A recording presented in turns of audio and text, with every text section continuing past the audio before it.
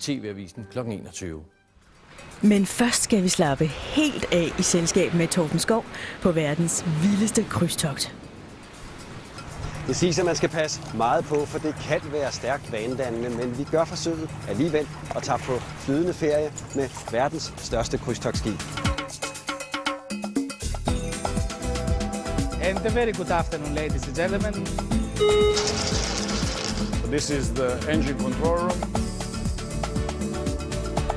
You are free to do whatever you like.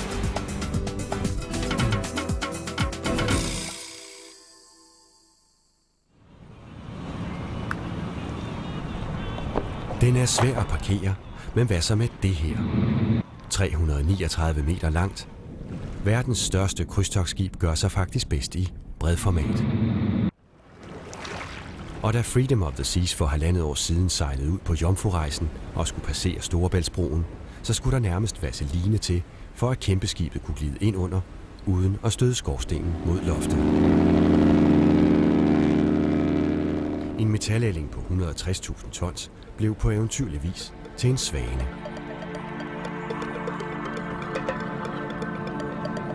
Man får den samme fornemmelse af højt til loftet, når man kommer ombord. Ikke mindst som dansker. For når man er vant til Oslobåden, Mette Mols eller hvad der ellers sejler rundt i danske farvande, så er det her noget andet.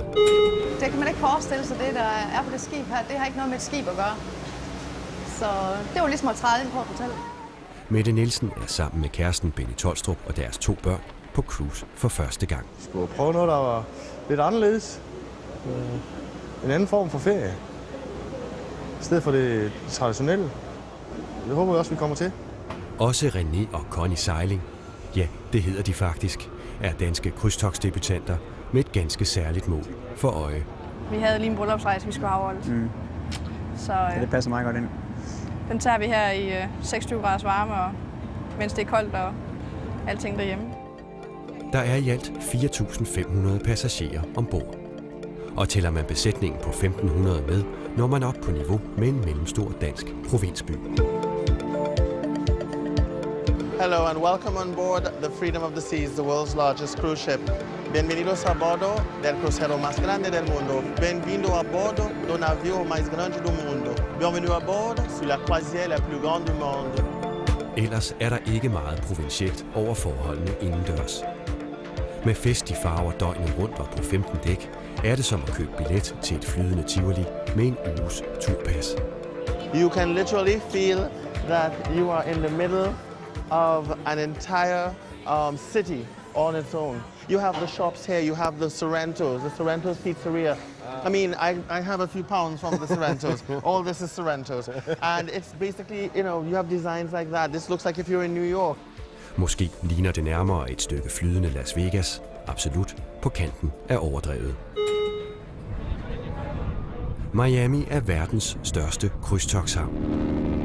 Og når de allermægtigste skibe lægger sig op i køen, inden de sejler ud, ligner det et sandt færgetræk.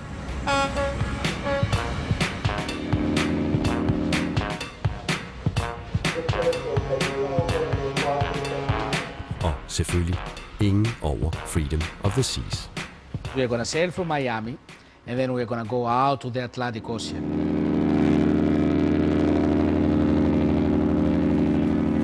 Forud venter en uge sejlads i det østlige Karibien med landgang undervejs i San Juan, San Martin og på den tidligere danske ø, St. Thomas.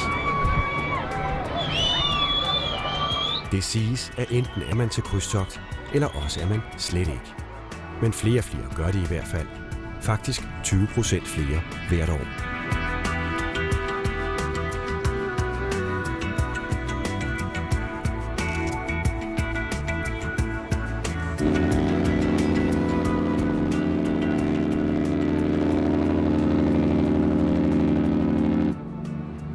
For Benny Tolstrup handler det ikke kun om at gøre det. Han har en forventning om, at netop det her krydstogt vil binde familien endnu tættere sammen. Jeg har lidt planer med min kæreste og min familie, som vi skulle simpelthen føre ud i livet. Lad os se, om ikke det falder på plads. Kommandobroens proportioner svarer til resten af skibets. Den er på størrelse med en håndboldhal. So welcome to the bridge of the world's ship, at this time in the whole world. Selv med et græsk målebånd hører kaptajn Kasellas absolut til de mindre. And a very good afternoon, ladies and gentlemen, from the world's smallest captain in the world's largest ship. Til gengæld kompenserer han for de knap 1,65 meter, for eksempel over den her lille alt i en kiks, som kan styre hele butikken. So basically, let me just go here. Just by moving that thing, you can actually control the whole ship. Response card bridge. I could be a captain if it's that easy. Perfect.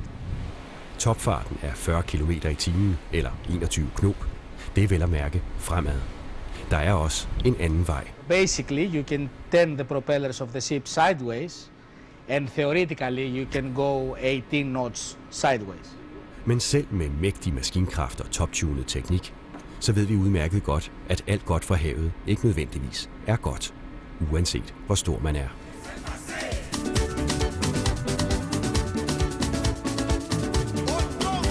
At sejle er at leve og at bo i sin kahyt, hvis man ellers kan finde den. For alle gange, alle trapper og alle kahytter ligner hinanden og hinanden og hinanden.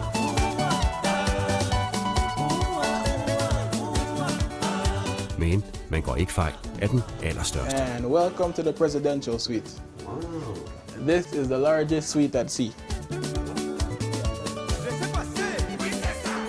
Presidential Suite er den dyreste ombord og koster omkring 25.000 kroner per uge per person. This is the biggest balcony at sea. It's a ballroom. Yeah, exactly, man. Of course, outdoor spa. Good to go. Wake up in the morning, it's all filled up for you. Just hop in, get the muscles all relaxed. En kahyt af normal standard med bad og balkon koster per person per uge i underkanten af 10.000 kroner. I sådan en kahyt, der har man alt, hvad man skal bruge på en uges cruise. Man kan vel kalde det en slags alt godt for havet. Detaljen over med alle sammen, det er til gengæld det interne tv. Der har man først et oversigtskort over, hvor man er hele tiden med hastighed på skibet og vindhastigheder. Og dernæst har man et liveskud fra stævnen, så man hele tiden kan se, hvor man er direkte. Man kan faktisk ligge og følge med i, hvad man skal bade i, og hvad man skal slukke tørsten i. For drikkevandet ombord kommer direkte fra havet, efter at et anlæg har renset det og taget saltet ud.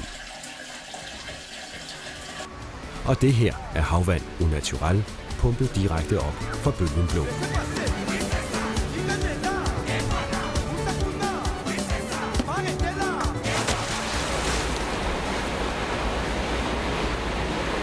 Vandet her fosser ud med 50 km i timen.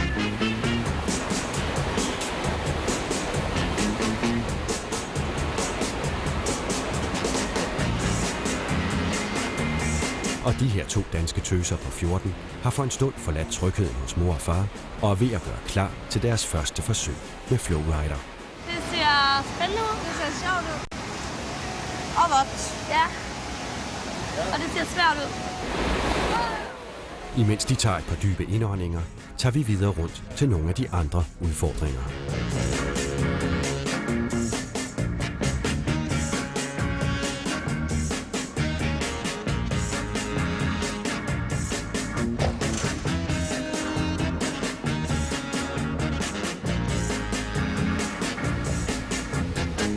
Og så er der ikke flere søforklaringer.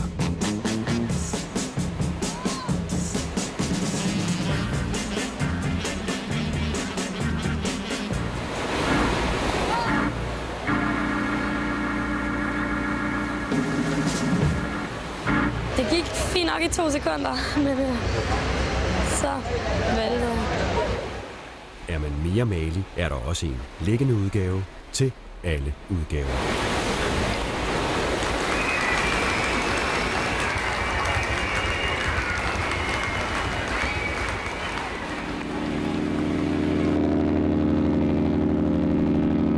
Land i sigte.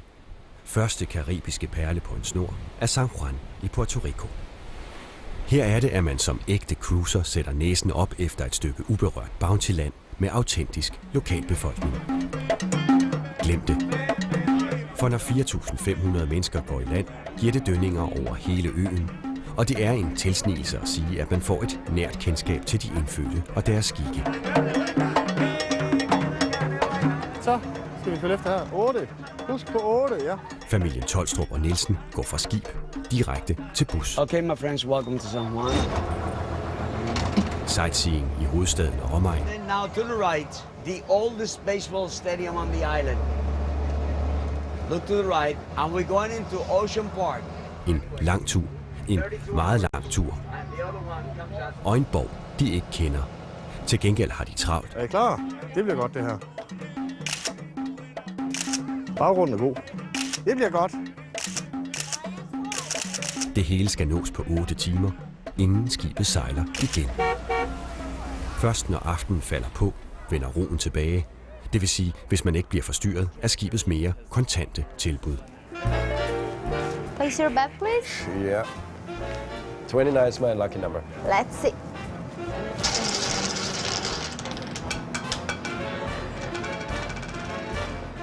Oh, very nice. 29. 29, perfect. 700, sir. Yes. Good start. Yeah, for sure. På sådan et megaskib, så er der jo masser af nervecentre og kraftcentre, og man kan jo argumentere for, hvad der egentlig er det allervigtigste. Jeg tror, det ligger her bagved. Vi er på vej ind i skibets madkasse. Men inden vi åbner for den, skal hygiejnen være helt i top. Ellers kan det, som det er sket før, lægge et skib ned med mus og mænd og maveinfektion. Welcome to my world. This is my home. Hovedkøkkenet laver nemlig mad til både passagerer og besætning. I alt 6.000 mennesker.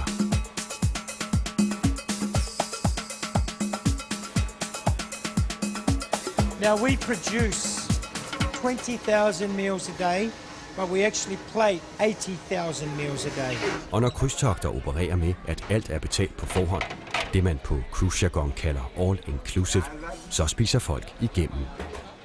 Det nyslåede ægtepar Seiling har allerede været ombord i det meste af alting. Vi fik noget thai, noget i dag, noget kylling, indisk curry, pasta, salat, et eller andet. Ja. Jamen, ellers alt. Der er jo altid pomfritter, der er altid burger, og så er der jo altid noget kød, forskelligt kød.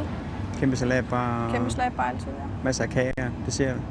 På dagens menukort er der blandt andet salat, eller salater, ande stege og lidt meget til den søde tand.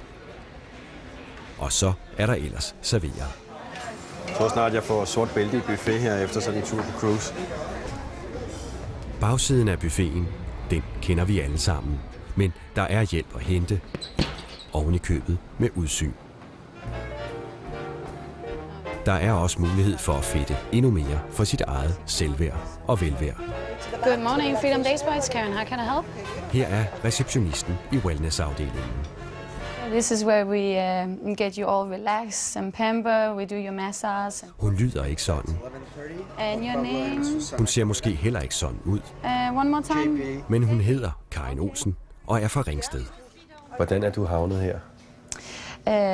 Havnet her? Jeg har rejst meget rundt, og så har jeg været kosmetolog, og så fra den ene til den anden har jeg så hørt om skibet igennem en avisartikel, og var så heldig at komme ud på Freedom of the Seas. What's your plans for tomorrow? Du ser lidt stolt ud. Ja, jeg er meget stolt. De ansatte på skibet kommer fra 75 forskellige lande. Karin Olsen er eneste dansker. Man bliver meget stolt, når man går en tur udenfor, og så kommer hjem til Freedom. Ikke? Det er jo det største hus, man kunne forestille sig. Der er ikke meget ulidelig lethed over Karin Olsens tilværelse ombord. Hendes arbejdsdag rager en del uden for en dansk overenskomst med en fridag om ugen og en arbejdsdag på 14 timer. Alligevel ser hun flere fordele end ulemper ved livet til søs. Jeg skal ikke ud og slås med bil eller trafik eller tog eller noget som helst. Jeg plejer at bare lige gå hen til en elevator og så tage op her på dæk 12, og det tager omkring 3 minutter fra mit værelse, så der sparer jeg en masse tid der. Og jeg skal heller ikke ud og handle ind, når jeg kommer fra arbejde. Jeg kan gå direkte ned i kantinen og både spise min morgenmad, frokost og aftensmad. Jeg skal ikke engang vaske tøj, det har jeg også nogen til. Til gengæld betyder den permanente adresse til havs, at Karin Olsen for en periode har været nødt til at klippe navlestrengen til livet derhjemme. Jeg ville aldrig kunne rejse, hvis jeg havde en mand eller en kæreste derhjemme. Det ville jeg ikke kunne. Det er der nogen, der gør, men det gør det meget sværere for dem. og ligesom at leve det her liv og nyde det. Så man skal i hvert fald være indstillet på at give lidt slip på det derhjemme. Foreløbig regner hun ikke med at lægge kursen om fra Karibien til Midtjylland. Everything. 34. 34, Didn't I sir. say? Yeah, Didn't I say? 34. Wow. Under vandlinjen ligger kraftcenteret ombord. Okay, so this is the engine control room. All this? We have it here, yes. And this is on this plan. We can see the layout actually of our engines here. As you can see here, we have 6 diesel engines. And they are divided in 2 separate engine rooms. Fra maskinrummet styrer de faktisk det meste. All the alarms which are coming from around the ship, whether it's the engine room or it's around the accommodation in the hotel, it comes here. Og her laver de strøm. Og her driver de skuden frem med over 100.000 hestekræfter, eller søheste om man vil, fordelt på 6 motorer. It's like 17,000 horses running around, you know, so it's a noisy. So it's a noisy one. Yeah. Okay, we can have a look. Maritim messing og nostalgi er der ikke meget af, heller ikke nedenunder. These are the generators, and you can see they are generating 11,000 volts. I haven't seen the men, shoveling through. No anymore. It's diesel engine. Og her er de så, de 6 dieselmotorer. Yderligere information kommer ind under kategorien nok ses, men ikke høres.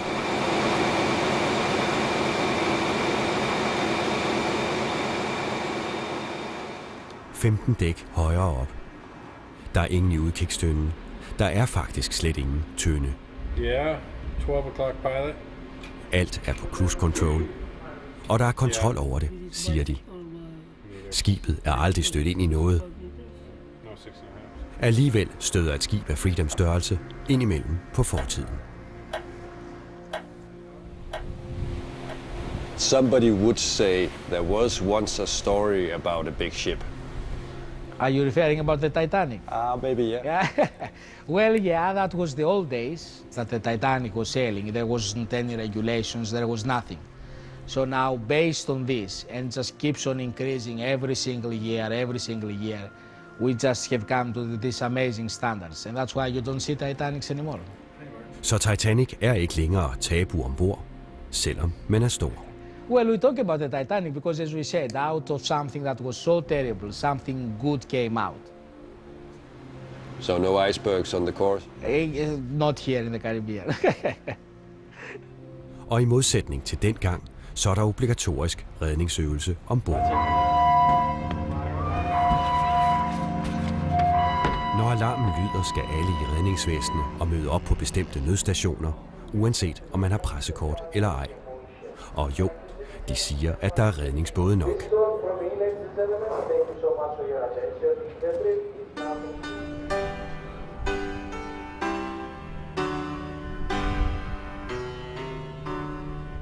Med lidt god vilje, eller med lidt rigtig meget god vilje, kunne det her godt ligne en dansk havn. Det var det i hvert fald engang. St. Thomas var vores indtil 1917. Nu vil jeg foretage en kort og helt uvidenskabelig undersøgelse af, hvad der er tilbage her af gamle Danmark. Vi elsker vort land, når den sinede jul tænder stjernen i træet med glans i hvert år. Velkomsten virker ikke særlig dansk. Bilerne, de kører i modsat side af derhjemme. Og ingen, hverken dem her eller ham her, er synderlig gammeldansk. Her på St. Thomas, hvor meget er der tilbage af gamle Danmark? Okay. Hvor meget er der tilbage af gamle Danmark her? No, I didn't catch what you say. Oh, you don't understand Danish? No, yep, but you didn't speak. I'm sorry. You don't speak Danish? No, I don't speak Danish. Nu er det danske sprog jo ikke alt, så hvad med Dannebrog? Det der ligner ikke ret meget. How does it look, the Danish flag? Oh, the Danish flag looks nice. I like it. Which colors?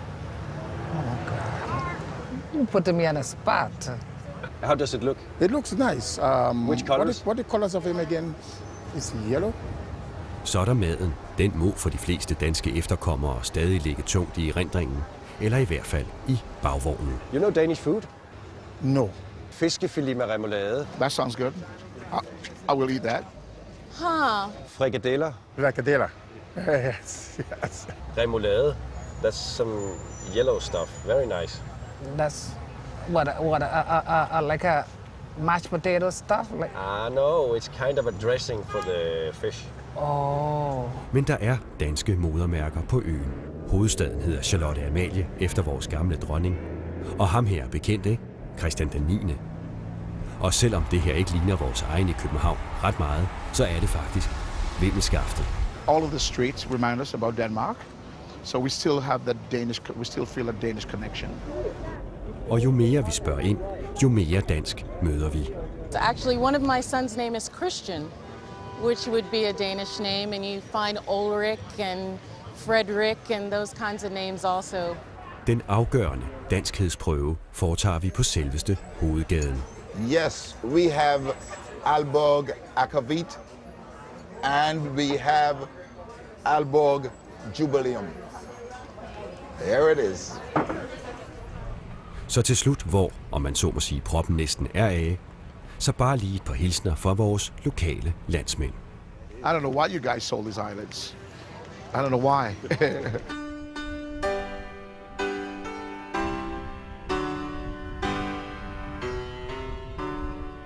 Ombord igen. I want 24 black. 3 red, sir. That's not good. Yeah, it's not good for sure. Der sker de ting, man må regne med. Men så er der ting, der kommer bag på en.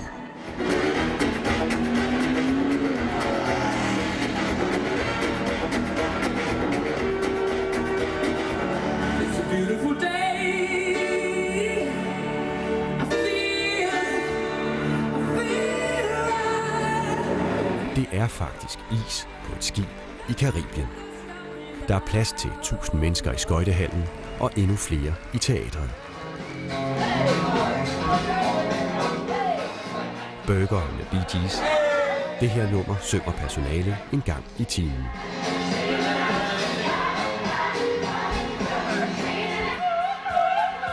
Og her en 80'er-fest på promenaden. Der sker i det hele taget uventede ting ombord. Og en gang imellem klæder alle sig på i kjole og nogen med hvidt. Så er det vores tur. Benny Tolstrup er ved at være klar. Han har bedt sin kæreste Mette og børnene om at tage gallertøjet på. Hvor står pennen? Det skal nemlig være et øjeblik, de skal huske mange år frem i tiden. Og jeg skal min underbil. Det sker om 5 minutter, men han vil så gerne have, at det varer hele livet. Thank you. Men inden da, sidste, men i den grad ikke det mindst spændende stop på turen, nemlig Sankt Martin.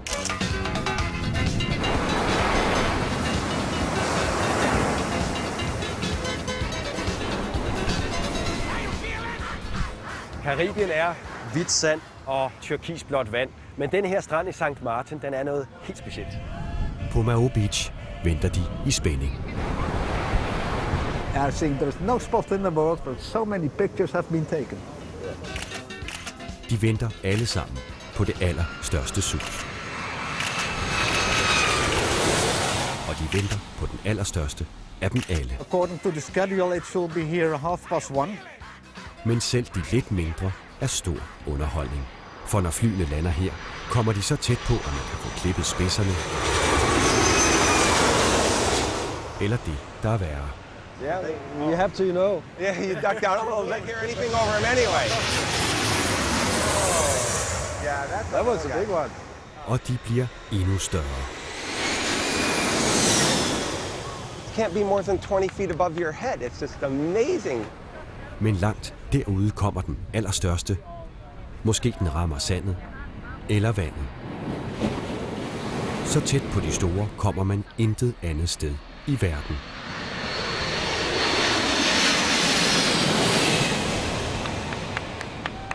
Probably back home in Denmark, you don't see this.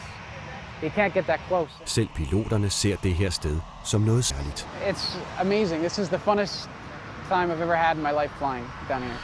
Endnu vildere bliver det, når flyene skal starte. ikke mindst den største.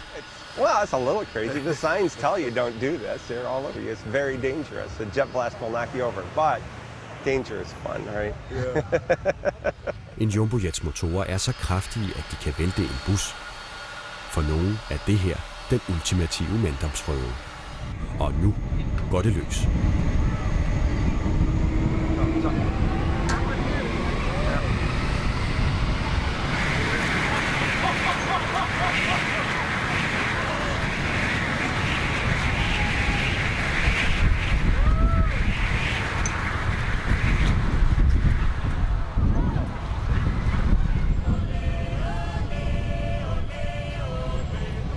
Landingsbanen på St. Martin er for nogen krydstogtets vildeste vanvid.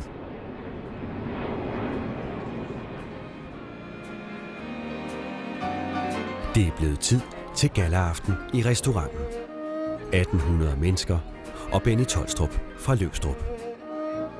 For en stund vil han placere Danmark og sig selv og kæresten Mette på søkortet.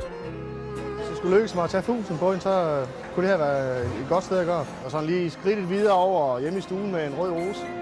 Han har haft noget på hjerte, noget han har overvejet i mange år, noget som vil knytte familien endnu tættere sammen. I 10 år har de været kærester, og det var her, lige præcis her på trappen foran alle gæsterne i restauranten, at det skete. Jeg sagde da ja.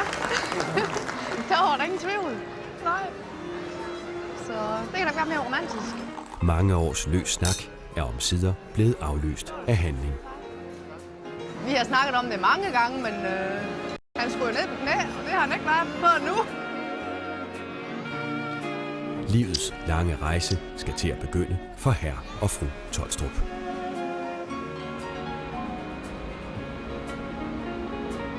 Samtidig er det ved at være slut på en uges rejse, 4.000 kilometer rundt i Karibien og omegn. For nogen har det været en stærkt vanedannende oplevelse. Du kan ikke forestille dig, før du er ombord, hvor stort det er. Du kan ikke forestille dig, hvad der er ombord, før du har været der. Du kan ikke fortælle om skibet uden at prale, fordi det er så enormt stort. For andre er noget af det blevet lidt for meget. Der er rigtig meget service, og det er også fint nok, og det er også det, de lever af. Men det er sådan, altså, når man har lagt ved poolen i en time, og jeg bliver spurgt de første 30 gange, om man vil have en drink, altså, bliver det sådan ligesom, det bliver bare lige nok lige på et tidspunkt, ikke? For alle ombord er det blevet tid til de sidste ritualer. Den kender vi da fra en film. Og det er blevet tid til de afsluttende bemærkninger fra verdens mindste kaptajn på verdens største skib. On behalf of my officers, staff and crew, thank you for being so nice to us, and I hope you enjoyed this cruise. As a result, I would like to dedicate to you my favorite song. I am sailing, I am sailing home again, across the sea. For de 4.500 gæster slutter turen her. For kaptajn Kaseljas og besætning er det derimod blevet tid til en ny begyndelse med nye passagerer med nye forventninger.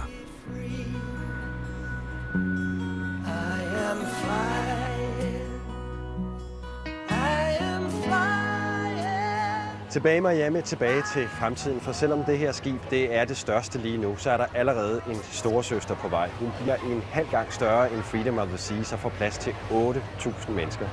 Det er svært at forestille sig. Det er lettere at forestille sig, at aften her på DR1 fortsætter om et øjeblik med nyhedstimen, med TV-avis, magasinet Penge og sport.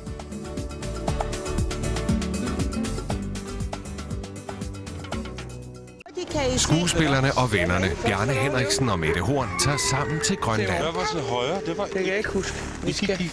Ja. Det skal vi skrive ned, så vi kan huske det. Venner på eventyr. I morgen 20:30 på DR1. Glæd dig til på søndag, for så får du et nyt afsnit af Kongemordet. När du ska anmäla den som har misshandlat dig så behöver du ett läkarintyg. Men jag tänker inte anmäla. Det var en olyckshändelse. Kongemordet. Søndag kl. 20 på DR1. Der er krimi senere i aften. En flok dyreværnsaktivister vil forhindre en rævejagt. Og i kampens hede er der en, der ser sit snit til mord. Inspektor Frost må tage en sag i landlige omgivelser. Kig med kl. 22. Er du en af de mange, som arbejder alt for meget? Så kunne du måske godt tænke dig en arbejdsuge på bare 4 timer. Lyder det fristende? Så se med i magasinet Penge lige efter TV-avisen. Og den kommer her i aften med Kim Bilsøe Lassen. Det er onsdag den 23. april. Velkommen til TV-avisen, magasinet Penge og Sport.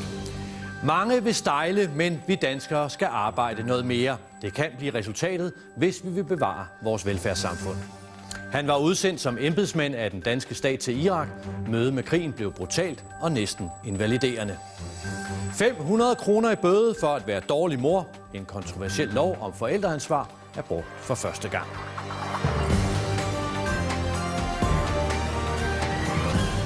Vi begynder aftens udsendelse med det måske største problem, Velfærdsdanmark står overfor, nemlig manglen på arbejdskraft. Hvis Danmark skal bevare det nuværende velfærdsniveau, så skal der simpelthen findes nogle flere end i dag, der kan træde ind på jobmarkedet. I dag kom den såkaldte Arbejdsmarkedskommission, der er sat til at anvise løsninger på problemet med deres første bud. Og blandt dem er et opgør med mange års fast tankegang og en af det moderne Danmarks hellige køer. For svaret kan være, at vi alle sammen skal arbejde noget mere. Hvis vi alle bliver mindst 1 time mere om ugen på jobbet, ja, så er problemet løst. Men en ting er, hvad eksperterne siger. Alle erfaringer viser, at danskerne er meget mådeholdende, når det handler om at blive længere tid på jobbet. Gert Kragsøe Besser leverer varen hver dag i form af pakker fra Post Danmarks pakkecentral i Taulov. Men tanken om at skulle levere flere timer end de 37 om ugen er ikke god. Jeg kan mærke her de sidste par år, da jeg arbejder herovre, at det er blevet lidt hårdere. Jeg er blevet mere træt. Derfor er han heller ikke tilhænger af tanken om i stedet at trække pensionsalderen et år. Tværtimod går han tidligere. Altså ved man jo ikke, hvor mange år man får bagefter, jo ikke. Der er jo ingen, der siger, at man skal nedslide sig selv. Det var derfor, man lavede efterlønnen, ikke? Det var for, at man ikke skulle nedslide sig selv, ikke? En meningsmåling fra 2006, der kom i kølvandet på Velfærdskommissionens rapport, viser der også, at kun 19% af danskerne vil hæve pensionsalderen, 75% vil bevare den, og 6% vil sænke den. Marianne Thusen startede med at arbejde, da hun var 9 år gammel. Det er 30 år siden, men alligevel vil hun gerne fortsætte, til hun er over 65 år. De skal ikke til at betale til mig for, at jeg skal gå hjemme. Vel, jeg går på arbejdsmarkedet, og jeg yder stadigvæk noget. Og så længe jeg kan yde noget, så vil jeg også gerne det. Og derfor tager hun også gerne en time mere om ugen, og det er ikke kun for samfundets skyld. Når du er på din arbejdsplads, så holder du jo ungdomlig. Altså, kom ud og snak med mennesker, i stedet for at sidde derhjemme. Det kunne jeg ikke tænke mig. Men mange danskere ser anderledes på det. 20% af landets fuldtidsansatte ønsker ifølge Danmarks Statistik at arbejde mindre, og det skal de have lov til, mener kollegaen Gert Besser. Nej, altså man skal jo ikke presse folk til at arbejde med. Det skal være frivilligt. Mette Rose Skaksen, du er fra Dansk Industri. Er det en god idé at sætte folk til at arbejde mere?